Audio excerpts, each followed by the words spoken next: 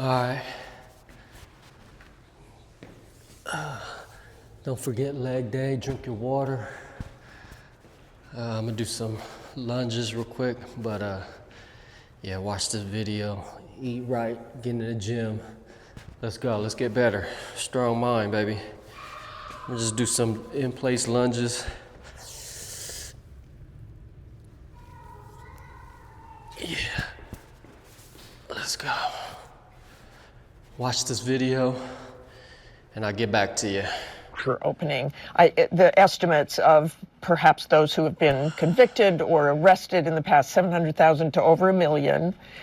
So after you do that, then you go after everybody who is there illegally.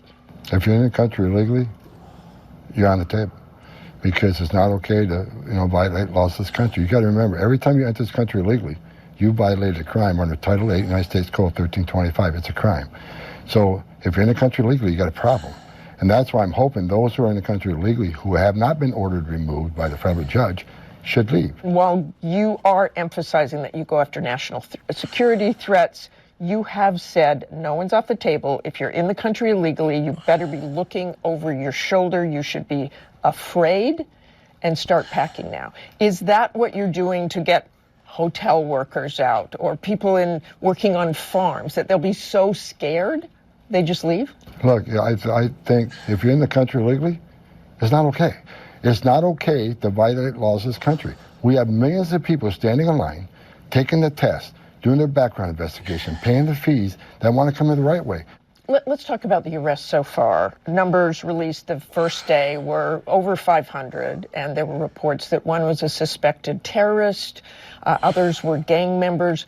Were all of the people who were arrested on day one, as far as you know, convicted criminals or those who had been arrested before? No. And let me explain that. There are collateral arrests. Where do collateral arrests happen? Sanctuary cities. And this is important we understand that.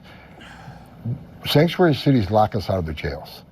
So instead of ICE being able to arrest the bad guy, the criminal alien, in the safety and security of the jail where the officer's safe, the alien's safe, and the public's safe, sanctuary cities release them back in the community, which endangers the community, putting the criminal alien back in the community. But when we find him, he's going to be with others, most likely. Many times they're with others. If they're in the country illegally, they're coming too. But were these arrests all in sanctuary cities? It doesn't appear so on the first day. The collaterals, many more. I don't have the exact breakdown. But again, so the arrests in Massachusetts, in Chelsea, Massachusetts, which the governor said it's great to arrest the criminals who have been convicted, but were there people taken there as well who were not convicted? Were they, as you say, collateral? I'm sure they are. So, I think it's pretty simple. It's a simple question, right? Are you for or are you against illegal, undocumented immigrants, right? Those that are criminals, violent, or just plain, illegal, right? Are you for or against it? I think it's pretty simple, man. I'm for it, right? Like, one, you've broken the law. It's a law. It's just plain and simple. You've broken the law, and you're skipping the line of millions of people that are waiting to come to America legally. So, I mean, it's common sense, man. Like, if you don't agree with it, then I'm not sure why. There could be, I could go into like many issues with, illegals, immigrants being here, as far as violent crimes and taking jobs and being overpopulated in certain areas, taking homes and apartments. It's a lot of things, but it's pretty simple, man. Get in the gym, watch this one, and I'll get back. In the Chicago area within the migrant and immigrant community. I can tell you that there is extreme panic. From talking to organization leaders and contacts and sources here, they tell me that there is a sense of panic. And one of the examples that they used is an anecdote of a family from Venezuela, a migrant family who arrived here about 2 years ago. They have 2 young girls, elementary school aged, and they say that they have not left their homes since Trump took office, since he was inaugurated last week. So this is 2 elementary age girls who have not gone to school. Their parents have not gone to work. They are cooped up in their apartment. This organization learned about them, and so they have been dropping off groceries. And this organization tells me that the number of individuals who now need groceries because they're cooped up in their homes has grown. And so those are the types of stories that we're starting to hear about in the Chicago area as this focus on Chicago clamps down. So, John, we're going to continue monitoring the situation. I'm talking to a lot of contacts and sources to try to learn more about the arrests that happened here in Chicago yesterday, and also asking ICE about more. So, with the new administration, I think they're heading in the right direction, man. You see these sanctuary cities like you just saw Chicago, right? Just in one day, over 1,000 have been arrested, and it's kind of telling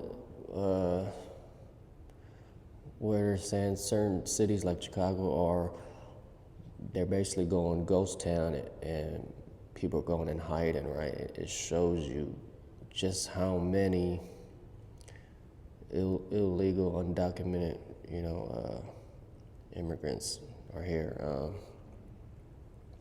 I think we're heading in the right direction, man.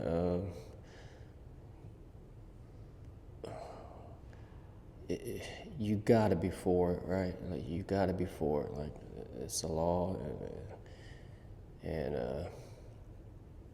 it's the right thing to do. Yeah. A one-on-one interview today talking about what the city is doing, and he made it clear that Chicago will not be intimidated by any threats of action from the Trump administration, even ones that could land him or the city in court.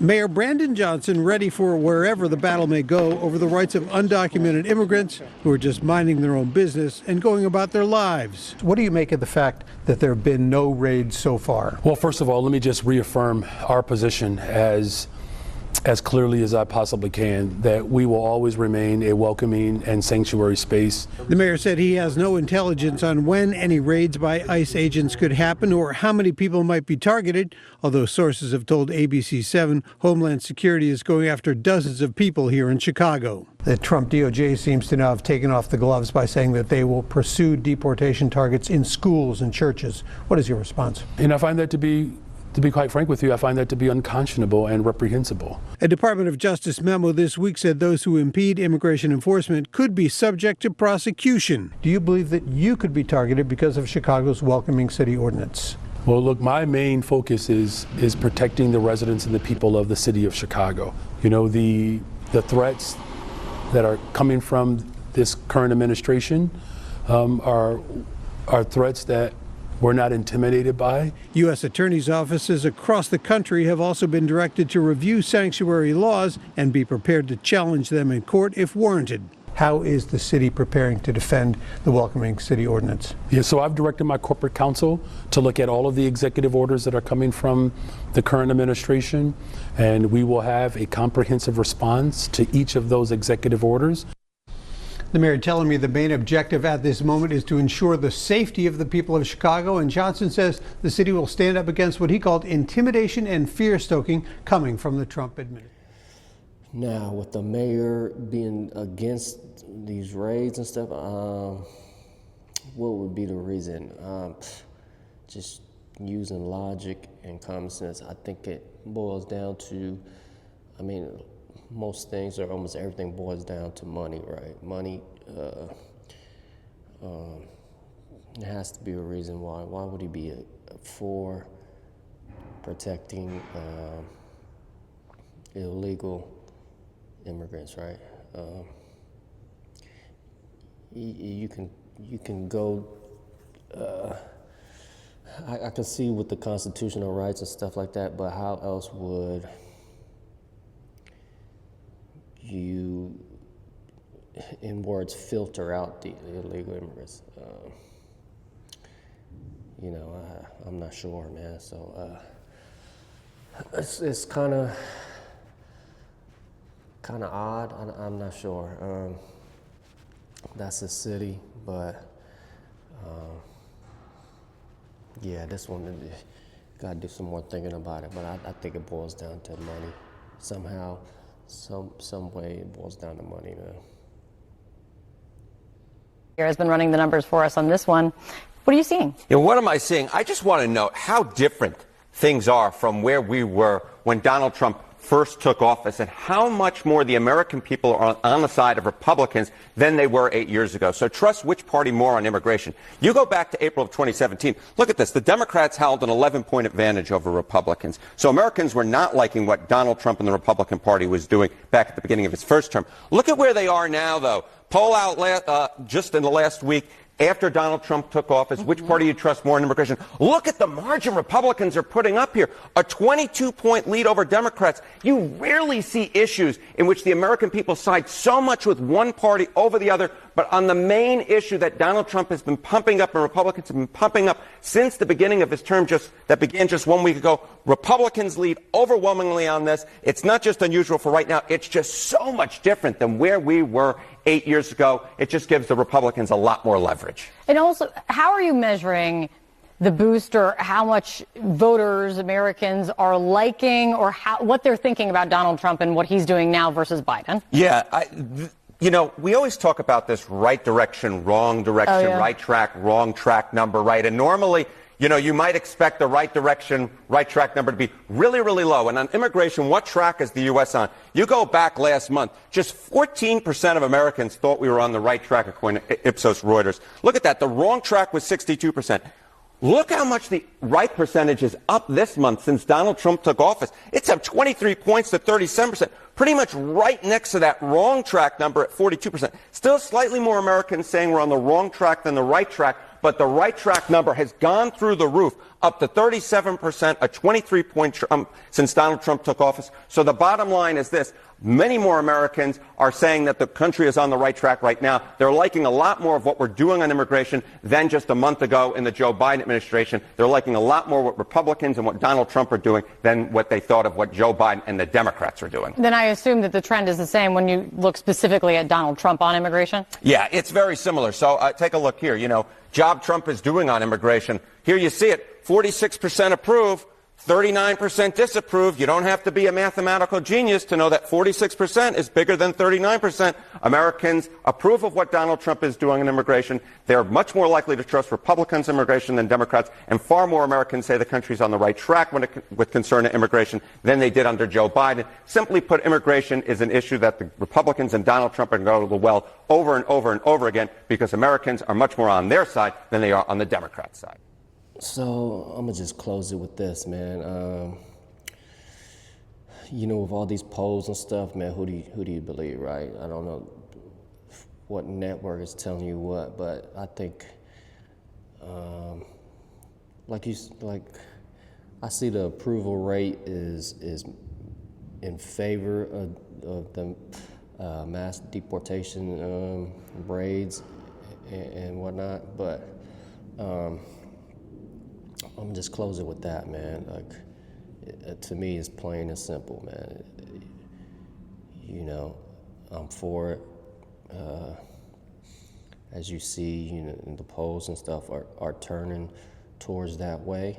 And yeah, I'm just closing with that, man. Whether you hate it or love it, it seems like, the president is trying to do the right thing, man. So stay in the gym, drink water, get fit. Let's go, everybody. Love you guys. Peace.